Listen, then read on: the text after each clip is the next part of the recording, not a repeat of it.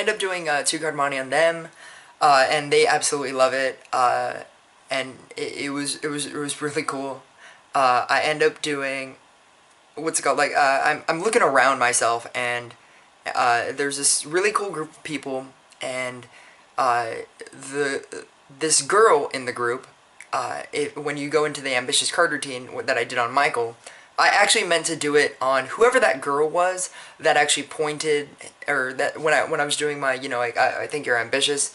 Do you find yourself like you're an ambitious person? And then there was a girl there that was obviously one of their friends, and I meant to do ambitious card routine on her, but Michael just kind of like took charge and went up there, and so that was one of the most awkward ambitious card routine performances I've ever had, ever. That didn't include the person like reviewing all my shit. It was awkward because like his reaction was just like typical guy reaction, where it's just like, yeah, okay, like there was just nothing, like I understood that he thought it was cool, but like there wasn't that like big huge reaction thing that I always look for. And ambitious card routine for the longest time has always been really, really special to me. Like sometimes I have like the closest friends that I talk to all the time, and I've never done ambitious card routine for them because I didn't think they would have a great reaction. So I've always specifically picked people, but today we were going to break all those rules, and I was just going to do magic for anybody. And so it was a really, really great experience and learning experience of this whole thing. Corey ends up getting there, and he ends up pulling in those two girls that you see in Sealed with a Kiss. He goes up to them, says something, and then I kind of walk up, and he's like, oh, hey, this is my friend Elliot, and he does magic. Do you guys want to see a magic trick? And they're like, okay. And so then I bring them back over, and then, that's Sealed with a Kiss. Since you're watching my video blog, you get insider information. I actually did not get a number from that girl. What's it called? Like, it got super awkward afterwards, where she was like, I was like, oh, okay, cool. So, like, you're gonna give me your number? And, she's like, no, that's okay. And then they just kind of walked off, and it was really awkward. But I thought it was so great that, I could trick people into thinking that I might have gotten a number. Because she was like, yeah, 3G3. Stairway to those kids went absolutely amazing. I've always loved that trick. Just to perform it, I just like performing Stairway. I love that it's angle proof. You can be in front of me, you can be behind me, you can be on the side of me, and you will never see how I'm doing it. And that kid in the brown shirt that you'll see later in my Stickman Mike video, he's the one that says, oh, I know how you did it. He is actually in the Stairway video, and in that, when I was doing Stairway, he was like, I know how you did it. That's why when I got to Stickman Mike and he said it again, I was just mad. That's why it came off the way it did, where I was just like, oh, you just know everything, don't you? But that's what that was. So I'm doing Stairway, and that was super cool. I loved watching, when I rewatched it, I love watching the girls that I eventually do Kiss Trick to's reaction to my jokes. Because I was really proud of the joke that I came up with on the spot, thanks to Eric Leclerc. Where whenever he gives things for people to inspect, he'll just be like, yeah, you can inspect this quarter, and you can inspect this dollar, and you can inspect the magician. And I always thought that was really funny, and I've always wanted to use it, and I thought to use it right then, but I was like, no, I can't use that, like, this is a kid. So I found myself saying, like, you can make sure this is real, and you can make sure this is real. And I was like, you can make sure I'm real. I literally came up with that joke in the second that I said it, and I'm gonna use that thing all the time now. It's just so funny. 1 second. Invisible deck on Mr. Big Guy. That was hilarious. I found myself picking the perfect people. Like, once again, this is another example of magic gods blessed me. It was the perfect person to do that trick for. Like, he just went with it. Like, invisible deck is a very silly, like, routine. Like, you're shuffling an invisible deck. I like the fact that he was a big guy, so that I could make the joke, okay, like, I'm gonna, try to reach over and I'm gonna mess with it. And, like, he could just be like, no. And, like, because I'm, like, this tiny guy, and, like, he has it in his back pocket. It's not going anywhere. It's not doing anything. And he just went with it. I also love the fact, if you rewatch that video, that everybody is just kind of going with it. Like, even people that didn't even know what I was doing, or they didn't see the start of the trick, so they don't know there's a deck in his pocket, and they're just watching two guys just talk to each other. Like, he's just doing this, and I'm just, like, talking to him, like, yeah, okay, just shuffle the deck, and, he's doing this, and I'm like, okay, now fan out the cards, and okay, now pick a card, and I'm like, you know what that card is? And he didn't have a card in his hand. There was this moment where this little girl, like, comes over, and she, like, looks, and there's nothing going on. There's no cards going on. I thought that was the funniest thing. But I love that everybody that was, like, watching this trick, they just kind of stuck with it. Like, a lot of them were like, who is this kid? But I mean, I like the fact that a lot of them just kind of stuck with the trick, and they were just like, no, this trick is gonna go somewhere. It's gonna pay off somehow. And as soon as it did, that was just the greatest reaction. From the guy, from the people clapping, it was really great. And I always love giving people credit, for my magic. I love making them feel magical. I love making them feel like they can snap their finger and the card jumps to the top. I love making them feel like they can shake cards and it changes, because that's why I learned what I learned. Why I learned what I learned. That's the reason why I learned magic. That's what I mean. For like, however long it is, to believe that I can do something, even if theoretically maybe it's not possible. But, like, for that second, you really feel like you can. And I just feel like the world is just a terrible place. That sometimes you need to believe in something that may or may not be real. And I love just giving that power to people and making them think that they used an invisible deck, and with the power of their mind, they could, like, create that. And, like, I can just show them that they did, and that they did everything, and they did the whole trick. Like, that's why I like doing an invisible deck. Other than just, it's the greatest card trick in card magic. One second. Having said that, Kiss Trick was all about me. Kiss Trick was all about me. That was all about me. That girl that I picked, I don't even remember her name, and I feel terrible. I feel like a terrible person. It's not on film, and there was just so many things going on afterwards, that, like, I just don't remember. And, like, it wasn't, she didn't have to sign a card or anything. Like, that bothers me.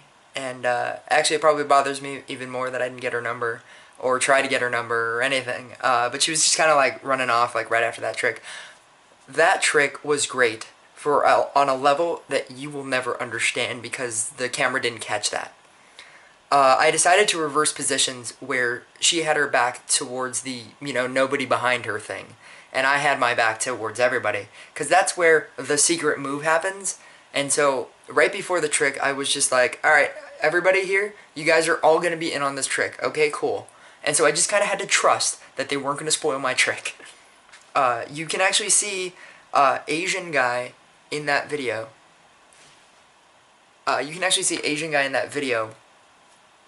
Look over, and I thought that was the most hilarious thing. Because he was watching what I was doing in the back, and because it's just like the most simple trick, and it's just so great to the person that doesn't have any idea. I love that how embarrassed I made her. She just had the greatest smile. She was super hot. I got a kiss from her. I mean, like, that trick.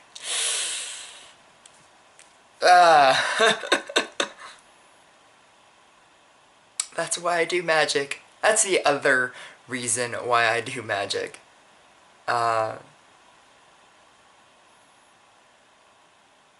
Lost Connections. If anybody knows that girl, you let me know. But anyway, that was a really great moment. Next, I met a kid named Jonas, who I did Stickman Mike for. I loved that video for a couple of reasons. I don't know if you could tell. I think it's kind of obvious. But because the kid was so short, I actually got on my knees so that I could do the trick for him. Which I thought was a really cool idea. Because at that point, just magic isn't... It's not about me, it's about, like, the person that I'm doing it for. And, you know, like, to obtain the reaction that I want to obtain from them. And, like, I knew that I wanted to do Stickman Sam, and, I didn't know who I wanted to do it for, but it just popped into my head. The magic gods just made it pop into my head that it would be perfect for a kid. And this kid knows about magic. And so, what's it called, like, when I had 2 cards, he definitely saw that, and I had to play it off. And I love the fact that, of all the magic that I did, an 8-year-old caught me. But I thought I played it off really well. His reactions were great. I love that he was, like, clapping for me. You know, like, most times whenever you clap for something, it's because somebody else is clapping for it too. You have to really, really appreciate what you just saw to, like, clap on your own for something. And so, like, when I revealed his card was the 10 of Hearts, and it was on the same card as the stick figure, and he started clapping for me, that was a great moment for me as well. The line when I said that, you know, like, sometimes he's bad at his job, but he keeps trying, and then I said, and that's what you should do as well. That's just me invoking Jarek 120 with his ambitious card routine, and how he always makes the person feel great, and how they should always aspire to greatness, no matter what. That was literally what that was when I said that.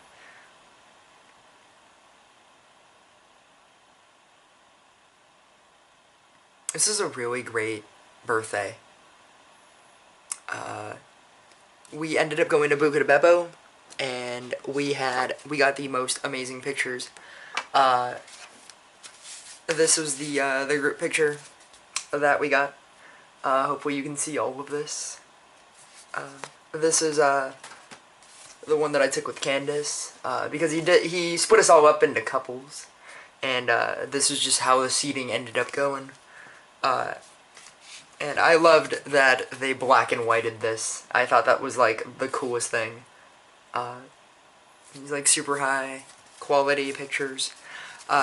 These were the other pictures from this night. These were the other couples. Yeah. It was a really great night. We ended up going to the cantina afterwards, and I got, like, a strawberry margarita, which went down absolutely smooth, and it was great. We were singing in the car, and that is where I will finish off this video blog.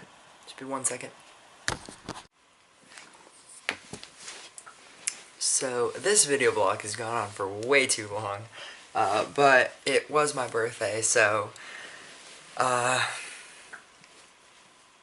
I think I get that right to take as long as I want. My birthday week has shown me a lot. A whole lot, actually. On the drive home, I was listening to... I was naming, like, a bunch of songs that I wanted to listen to. Just random songs that I thought everybody would... Because I was driving home, Candace, and... or, not home, but I mean back to the car.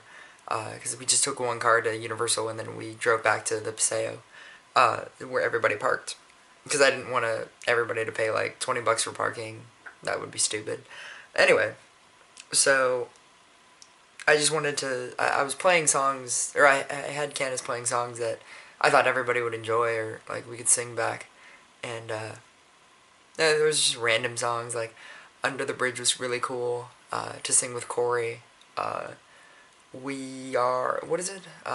Die Young was really cool, but the song that really hit me when we were driving back was I told, just as like a joke I guess, I told Candace to play Love Story, and as I'm singing like Love Story, it just kind of occurred to me that that's exactly who I am as a person.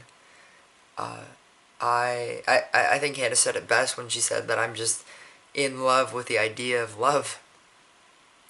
That's just who I am, and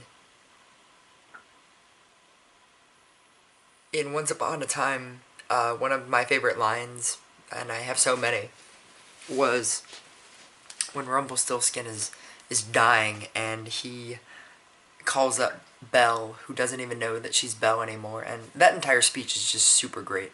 But one of the lines that I really love that he says is that you make me want to go back to the best version of myself.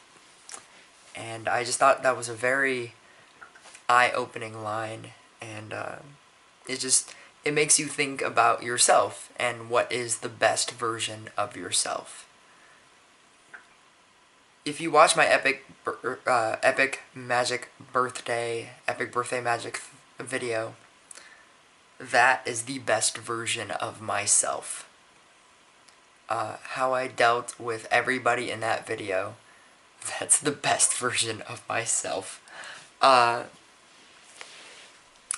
I was making jokes, and how I was, hanging out with that kid Jonas. That's like how I would be if I had a kid. Sealed with the Kiss Girl. That's the best version of myself when I'm trying to get a number. Like, I think I'm like, where I think I can like crack jokes and be like funny like that. Kiss Trick Girl. That's like the best version of myself when I'm in a relationship. That was too fun to perform. Like just every single person that here's a fourth reason to go back and watch that video. Every single person that I was in that video is just like the best version of myself. And magic brings that out in me because I'm just so immensely overly confident in my magic because I practice it all the time. And I've just gotten to the point where it's who I am. I mean, I get that, like, there's 3 different parts of me. There's, like, the line dance side of me, there's the magic side of me, there's the video blog side of me. But that video, it's just so great to me. And it was a really good day. And you gotta do what you love. That's what I've learned from this week. You gotta do what you love. You gotta be with the people that you love. You gotta strive and work towards people you love. And that's the only way you're ever gonna be happy. By doing things that make you happy. And it seems easy, and it really isn't.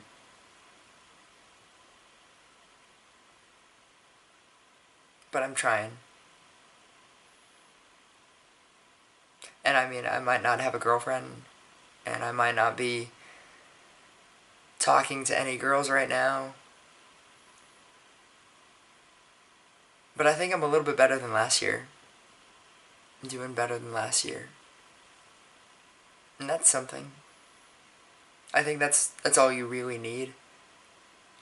I mean, if you're not gonna get, like, ultimate goal, like, you need to be a little bit better all the time.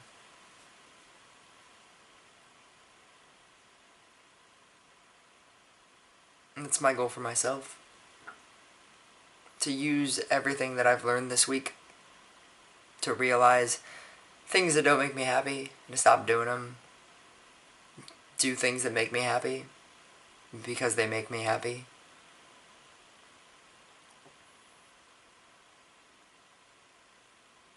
It's been a good birthday week, and it was a really good birthday.